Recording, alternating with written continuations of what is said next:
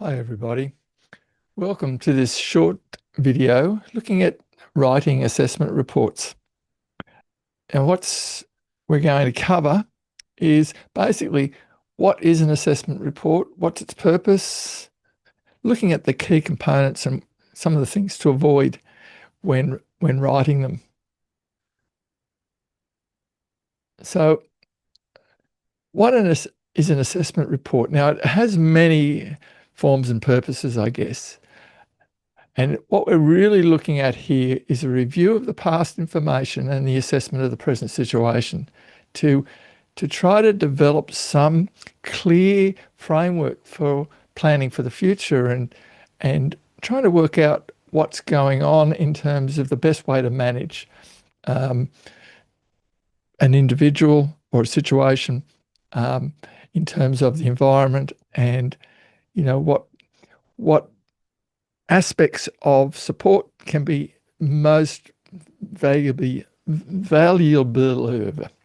most utilised, and also that involves all the necessary people.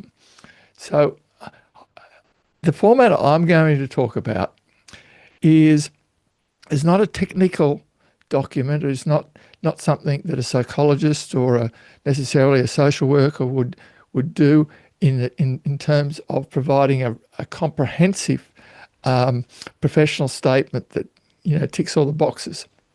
What I'm looking at is an assessment report that is ubiquitous enough to be valuable for the people for whom it concerns. In other words, it's information that an individual, the family, the teachers, the support workers, the peers, other professions can all access to get a picture of the person, the situation, the environmental concerns, and having that picture where they might go in the future and being able to consolidate that into some sort of agreed strategy or agreed plan. And so it needs to be accessible, and we'll talk about that.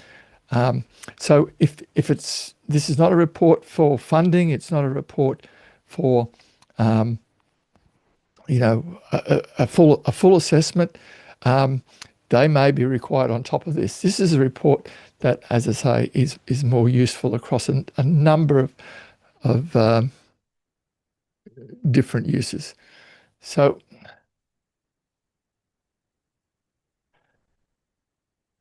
let me just break down some of the purpose and explain, what we're talking about here.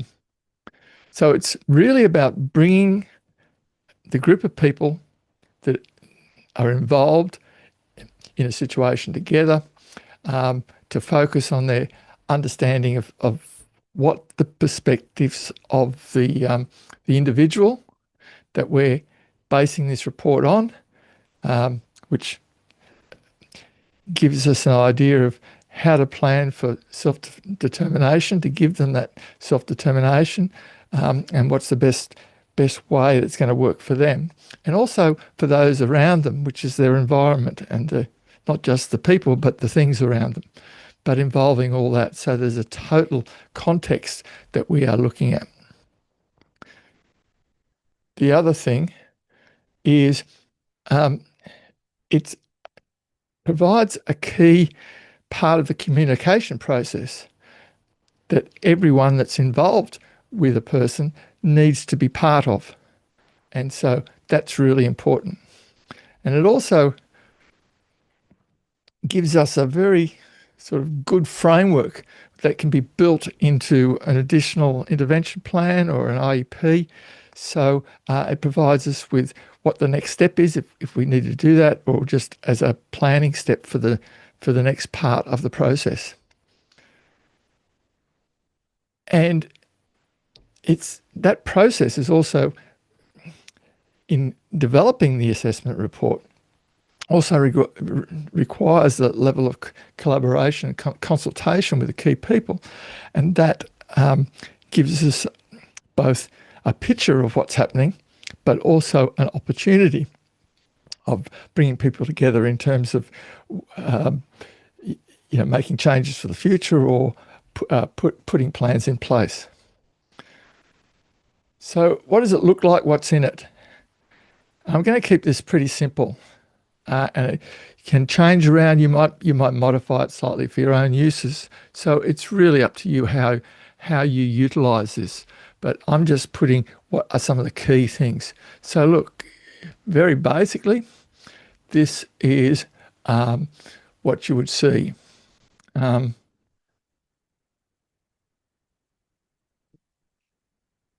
And just going back a sec there, the first bit's going to have a bit of a header with some personal details.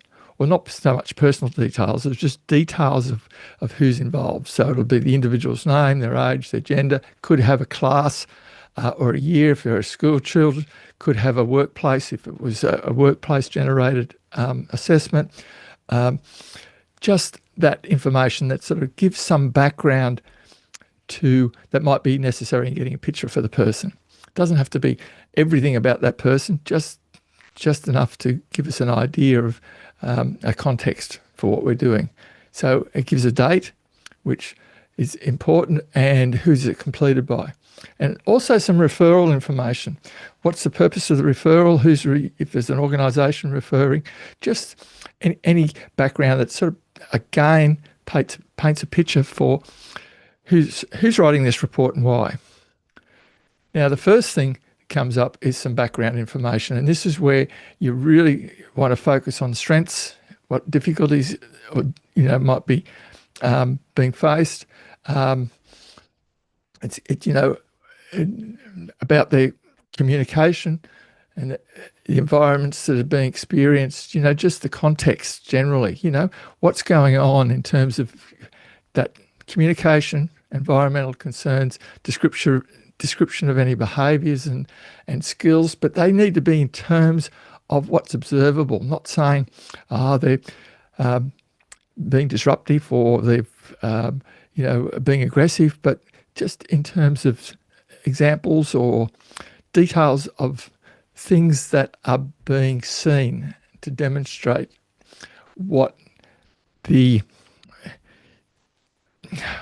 description of the person or the individual, and also any interests or preferences that they might have. So it's trying to just build in a very short space. It doesn't have to be long. It's just clear, detailed, short, and observable is the key thing. And next thing, we want some information from previous assessment or previous research or previous understanding that might give us some idea. So we can look at a variety of things depending on the context, whether it's school, workplace, whatever, any information we have. It could be formal assessments, it could be informal assessments, any information on past records and things. And it could be even just notes and information from other reliable sources that just give us a bit of a picture here. And they can be noted where they're coming from, and responses from the individual and others to the information. So we might get something from the person that gives us a picture of what was going on in those situations that have been reported. So with all that, we want to look at, developing some of those focus questions. What areas are we focusing on in our assessment of this situation in the present? So as part of this referral, we've used the past information, but we want to get some up-to-date information. And that's driven from some of the gaps that we might have identified in what we saw in that past information and in our previous conversations and things. So getting those key questions is really important, those gaps, and not having too many of them, but just having a clear focus. And out of that, those questions need to be really looking at what are the barriers or the supports that most need attention, that we can make the most impact on. So trying to identify those is really key at this stage. And then what assessment strategies we use to investigate these questions. And once we've got that, we can start looking at how were they implemented, just outlining some of the process that was involved, who did it, when it was done, all that sort of stuff. So just a little bit of background before we get to the results. And we can do a summary of the results, and we pull that together in as clear a way as possible, clearly focusing on the questions we're being asked. So hopefully our assessments are being in tune to those questions, and now the results. So we're really looking at how do the results show information that we can use to interpret some meaning from the questions that we originally posed and fill in some of those gaps. So the results need to really represent some clear baseline data on their present capabilities and skills, because this is really important, especially as we may use this as a planning framework for the future. We really want to have that knowledge of where things are now, so that we can see both improvement, and we can also hopefully work on some goals that match what the needs are that have been identified as part of this assessment. So it's important to get that baseline data clear and in tune with the possible tuning, the possible planning that we'll have for the future. And it needs to show a broad range of information, including the strengths and needs. So making sure it's picking up what might be significant areas of focus in terms of working with the person in the future, because there are obviously strengths that we can draw on to help provide a basis for addressing some of the other difficulties that might be evident. So those results will then be interpreted. We'll have that discussion. We'll highlight the priorities, the questions, any questions. We'll also, things that might come up, there might be inconsistencies between what we noticed in the earlier assessment, what people are saying, what some of those reports are saying. There might be consistencies, there might be inconsistencies. Just being able to highlight those, and maybe at that stage it provides an opportunity to either get some further information from the person or whatever, to try to be able to explain the inconsistencies, get a bit of a picture of what's going on here. Sometimes those things, the consistencies and the inconsistencies, help to really build the picture we get of the person, and also the perspectives that are evident in both from their perspective, but also from the perspective of the other people with whom they may be interacting. And also it helps us to identify any differences in situations where barriers do not exist. And that's important to look at, because sometimes where we see things working well, give us an idea of what will work well. So being able to see that from both the results and then extrapolate that in terms of how readily we can use that in our future planning is really important. And then the final thing is looking at those recommendations, and really looking at some practical, and this is where it's important that we identify any areas that we feel like haven't been covered but have come up, and there are gaps there that we need to further explore. But we also need to recognise practical strategies that have been identified and that exist that we can further develop which is really important. So not just looking for new things, but looking for effective things that we've noticed through our process of assessment, and looking at any further resources or support that can be incorporated into future planning, and identifying that and putting it there to be considered as we go in that process, and set out any next steps that need to be instigated in terms of developing IEPs or whatever can be put in those recommendations. So they need to be practical, they need to be simple, and they need to be immediate, that can be followed.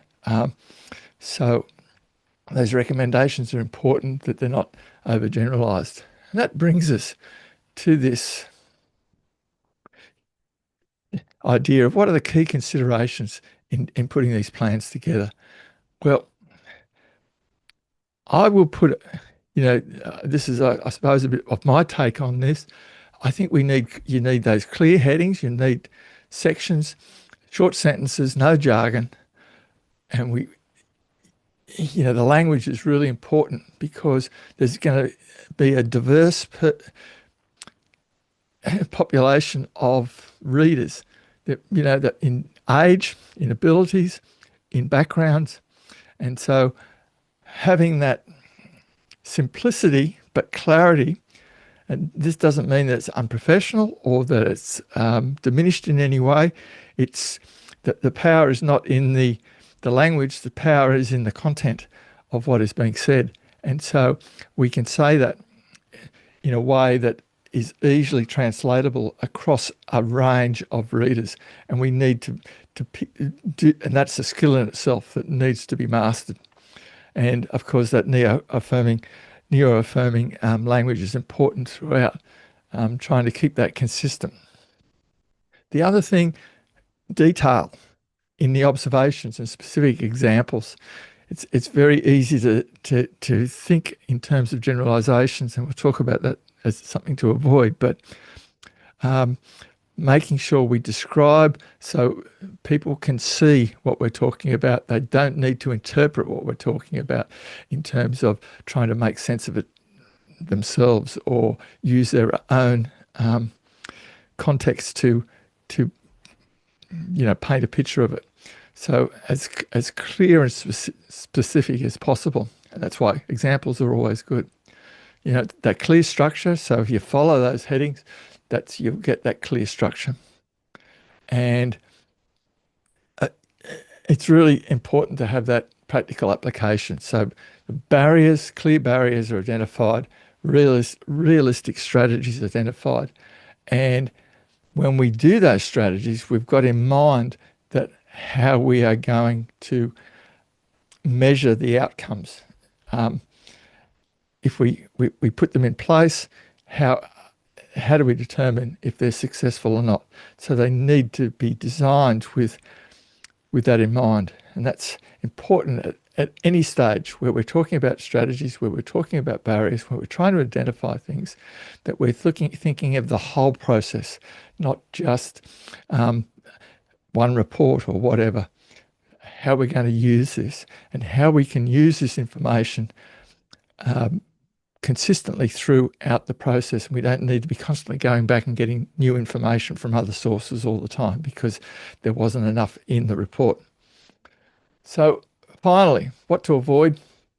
Generalizations, where we just describe things in terms that we think we know what we're doing, but no one else really is clear. So avoid the generalizations. Too much information or information that's not really on the topic. If we work out that primary focus, you can't cover everything in a report. You can't cover everything that you're investigating. So part of the skill is identifying those key areas and really drawing them out. Now, as I say, in other reports, they may try to cover everything, and that most probably serves some sort of purpose, but in terms of who can read it, how much it can be read, how accessible it is, it's just not going to be as useful. So this is where it's really important to avoid that inaccessible information. So in terms of this ubiquitous sort of assessment report that's accessible for people to be able to use, it needs to be understood by everybody. And that's why some reports are going to be more technical and need to be understood by the people, certain group of people reading them, and that's not what I'm talking about here. And this is where the length comes in. A 10-page report might cover everything, but who can read it? You need something that a parent can read, a child can read, a teacher can read, a teacher's aide can read, a soccer coach can read. Something that's going to be useful for everyone to get a clear picture of what's going on. And sometimes recommendations are there. People look for the recommendations. They've read the report. They've been involved in the report. They want to see what use the report is in terms of what they're going to do, how things are going to improve, what can I contribute to this plan. And it's not clear. It's vague, or it's uncertain, or they're not linked to those key focus areas we were looking at. So they need to be smart. And this is really important too for the planning, future planning, where the SMART goals might be coming in. Now, SMART, just for those that might not be familiar or you forget, it's that it needs to be specific. They need to be measurable. They need to be achievable. They need to be relevant. And they need to be able to be introduced in a timely way. They're time bound. And so finally, just in finishing up here, an assessment report requires a significant amount of effort from people both preparing it and participating in it. So it needs to be worth it. So if it provides a clear base for interventions and support, and where you can build your future planning, then that's great. It's a good use of time, because it serves many purposes, and it serves a really clear purpose.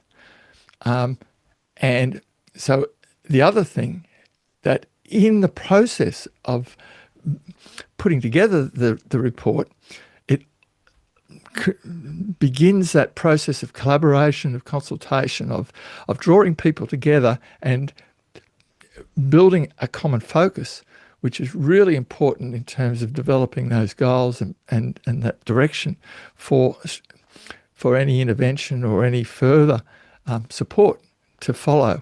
And with that, the assessment report can be a real cornerstone or keystone, if you like, of developing an understanding, supporting the person, and making sure everything's ready to move into the future and develop a clear plan that we can put in place. So hopefully that's helpful to you. As I say,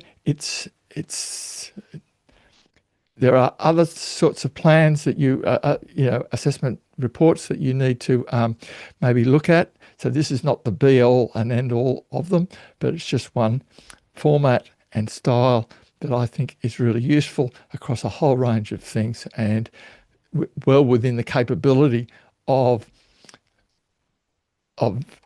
anyone that's put in a situation where they're trying to coordinate, an understanding of a particular person and develop a plan for the future to support them. So thank you, and I'll see you in lectures.